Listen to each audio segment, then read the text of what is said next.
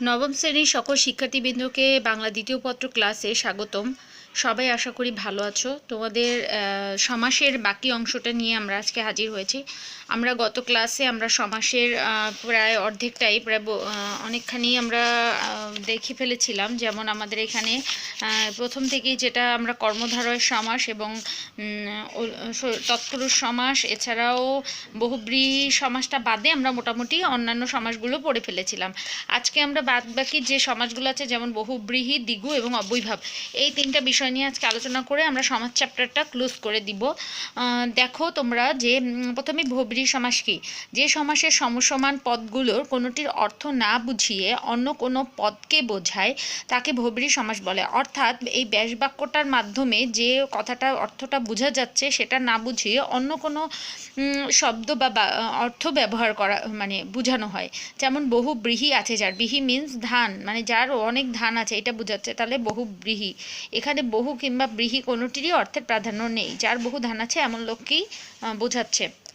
বহুব্রীহি সমাসে সাধারণত যার, যাতে, মানে লাস্টে ব্যাসবাক্যের শেষে যার, যাতে ইত্যাদি ব্যাসবাক্য রূপে ব্যবহৃত হয়। এইভাবে বোঝা যায় যে এটা বহুব্রীহি সমাস শর্টকাট মেথডে। যেমন আয়তলোচন যার, আয়তলোচনা যেমন স্ত্রী, মহানাত্মা যার, মহাত্মা ইত্যাদি। এছাড়াও সহ কিংবা সহিত শব্দের সঙ্গে অন্য পদের বহুব্রীহি সমাস হলে সহ ও সহিতের স্থলে স হয়। যেমন বান্ধব সহ বর্তমান, এখানে স বান্ধব। সহ উদর যার, সহোদর। বহুব্রীহি সমাসে পরপদে মাতৃ, পত্নী, পুত্র, স্ত্রী ইত্যাদি শব্দ থাকলে এই শব্দগুলোর সঙ্গে ক যুক্ত হয়। যেমন নদী মাতা যার বা মাতৃ যার, নদী মাতৃক। বি বা বিগত হয়েছে পত্নী যার, বিপত্নিক, এখানে বি যুক্ত হয়েছে। বহুব্রীহি সমাসের সমস্ত পদে অক্ষী শব্দের স্থলে অক্ষ এবং নাভি শব্দের স্থলে নাভ হয়। যেমন কমলের ন্যায় অক্ষী যার, কমলাক্ষ ইত্যাদি। বহুব্রীহি সমাসে পরপদের জায়া শব্দের স্থলে জানি এবং পূর্বপদের কিছুটা পরিবর্তন হয়। যেমন যুবতী জায়া যার, যুবজানি। যুবতীর স্থলে এখানে যুব এবং জায়া স্থলে জানি হয়েছে। বহুব্রীহি সমাসে পরপদে চূড়া শব্দ সমস্ত পদে চূর এবং কর্ম শব্দ সমস্ত পদে কর্মা হয়। যেমন চন্দ্র চূড়া যার, চন্দ্রচূড়, এভাবে। বা বিচিত্র কর্মজার, বিচিত্র কর্মা। বহুব্রীহি সমাসের সমান শব্দের সাথে স এবং সহ হয়। যেমন সমান কর্মী যে, সহকর্মী। সমান বর্ণ যা, সমবর্ণ, এভাবে হয়। বহুব্রীহি সমাসে পরপদে গন্ধ শব্দ স্থানে গন্ধি বা গন্ধা হয়। যেমন সুগন্ধ যার, সুগন্ধি। পদ্মের ন্যায় গন্ধ যার, পদ্মগন্ধি। বহুব্রীহি সমাসের প্রকারভেদ। বহুব্রীহি সমাস ৮ প্রকার: সমানাধিকরণ, ব্যাধিকরণ, ব্যতিহার, নয়, মধ্যপদলোপী, প্রত্যয়ান্ত, অলুক ও সংখ্যাবাচক বহুব্রীহি। এই বহুব্রীহি সমাসের প্রত্যেকটা মানে যে প্রত্যেকটা ভাগ এরকম আলাদাভাবে তোমাদের পড়তে হবে, এগুলো পড়ে নিবে। যেমন পূর্ব সমানাধিকরণ, এগুলো প্রত্যেকটারই, এবং পড়ার পরে এখানে কোনো সমস্যা বোধ করলে অবশ্যই আমাকে অনলাইন ক্লাসে দেখাবে বা জিজ্ঞাসা করবে। এখানে প্রত্যেকটাই, যেমন আমি একটু হালকা এখানে একটু একটু করে বলে যাচ্ছি। যেমন প্রথমত হচ্ছে তোমাদের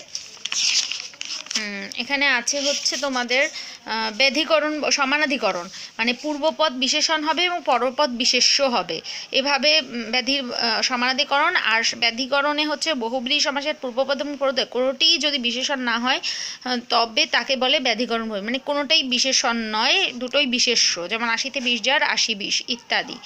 এছাড়াও আছে ব্যতিহার বহুব্রীহি, ক্রিয়ার পারস্পরিক অর্থে ব্যতিহার বহুব্রীহি হয়। এছাড়া আমি মনে করি ব্যতিহার বহুব্রীহি মনে রাখার আরেকটা সহজ উপায় হচ্ছে আগের পদে আ হয় আর শেষের পদে ই হয়। যেমন হাতে হাতে যে যুদ্ধ, হাতাহাতি, হাতায় আ, হাতিতে ই, আগের পদে আ, পরের পদে ই হয়।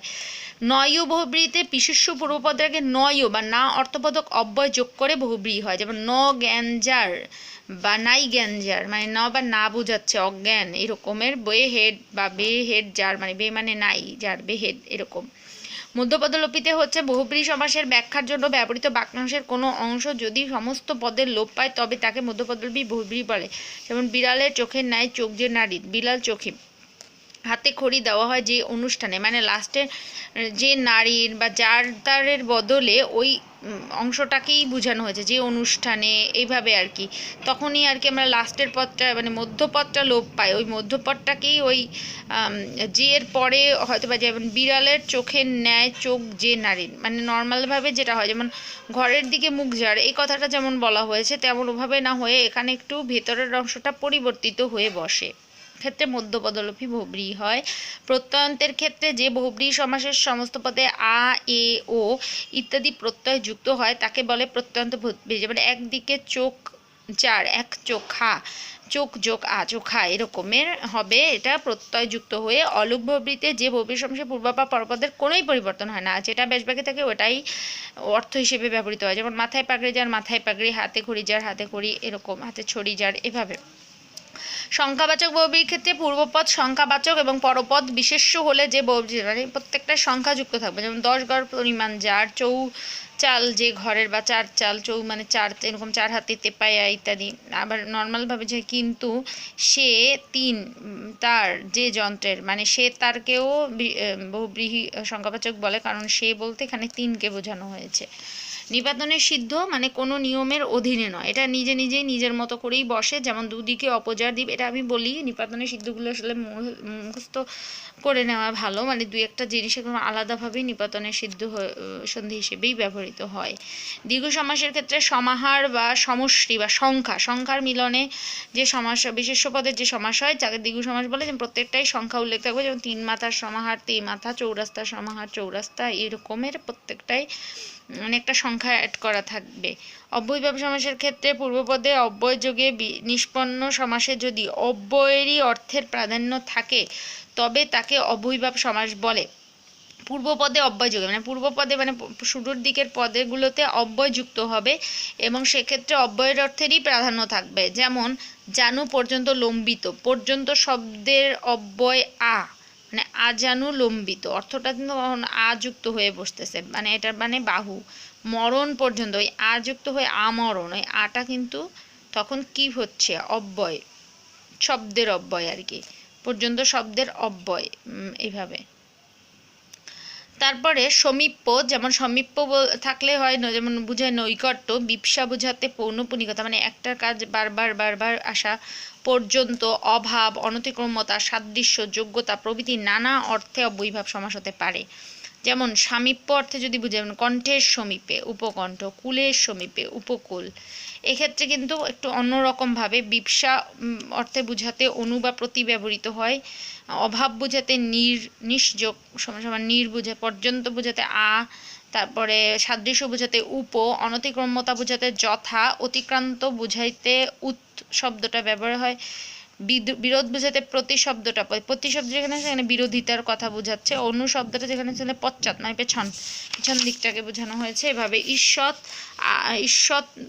ক্ষুদ্র অর্থে উপ বোঝাতে, উপ বুঝলে ক্ষুদ্র অর্থ বোঝাবে, পরি বুঝলে পূর্ণ বা সমগ্র, পরিবার সমাতে পূর্ণ বা সমগ্র বোঝাতে, প্র বা পর যুক্ত হলে দূরবর্তী বোঝাতে, প্রতিযুক্ত হলে প্রতিনিধি অর্থে, আর আরেকটা প্রতিযুক্ত হলে প্রতিদ্বন্দ্বী অর্থে, সেক্ষেত্রে প্রতিপক্ষ প্রত্যুত্তর এরকম ক্ষেত্রে হয়। আর প্রতিনিধির ক্ষেত্রে প্রতিচ্ছায়া, প্রতিচ্ছবি, প্রতিবিম্ব এগুলো হয়। এছাড়াও কিছু এতগুলো সমাসের পরও আমরা এই সমাসের প্রচুর উদাহরণ পাওয়া যায় না, এগুলোকে অপ্রধান বলে। মানে এখন যে দুইটা আলাদাভাবে দেওয়া আছে এটা তেমন একটা উদাহরণ পাওয়া যায় না, তাই এটা অপ্রধান। একটু মনে রাখার জন্য, জাস্ট জানার জন্য। প্রাদি সমাস আর নিত্য সমাস। প্রাদি সমাস হচ্ছে প্রতি, অনু প্রভৃতি অব্যয়ের সঙ্গে যদি কৃত প্রত্যয় সাধিত বিশেষের সমাস হয় তাকে বলে প্রাদি সমাস। বা প্রকৃষ্ট যে বচন, এরূপ পরি বা চতুর্দিকে যে ভ্রমণ, পরিভ্রমণ, এরকম। নিত্য সমাসের ক্ষেত্রে যে সমাসে সমসমান পদগুলো নিত্য সমাসবদ্ধ থাকে, ব্যাসবাক্যের দরকার হয় না, মানে নর্মালভাবেই বসানো যায়, এটার ব্যাসবাক্য প্রয়োজন হয় না, সেটা হচ্ছে নিত্য সমাস। যেমন অন্যগ্রাম, গ্রামান্তর, কেবল দর্শন, দর্শন মাত্র, অন্যগৃহ, গৃহান্তর, এগুলো কিছুটা এমসিকিউর জন্য দরকার হয়। সুতরাং তাহলে আমাদের এখানে সমাস পার্টটা আজকে কমপ্লিট হলো। তাহলে যে অংশটুকু নিয়ে আমি আলোচনা করেছি সেই অংশটা খুব ভালোভাবে রিডিং করে এখান থেকে প্রায় 30টার মতো জ্ঞানমূলক করে ফেলবে। আর কোনো সমস্যা থাকলে সেটা আগে অনলাইন ক্লাসে আমার সাথে আলোচনা করে নিবে, জিজ্ঞাসা করবে অবশ্যই। ধন্যবাদ সবাইকে।